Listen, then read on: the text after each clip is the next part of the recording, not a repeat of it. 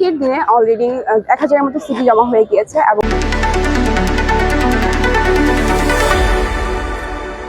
Job ফেয়ারটা হচ্ছে 2 দিন ব্যাপী। কালকেও আমাদের জব ফেয়ারটা চলবে এবং জব ফেয়ার হওয়ার পরে আশা করছি আমরা আমাদের সিভিগুলো যখন কাউন্ট করতে যাব এবং আমাদের কোম্পানি যাতে জব পেয়েছে সেগুলো কাউন্ট করতে যাবো, আশা করছি আমরা একটা ভালো অ্যামাউন্ট আমরা 50 থেকে 60 জন অ্যাটলিস্ট আমাদের ক্যাম্পাস থেকে জব দিতে পারবো বলে আমরা আশা করছি।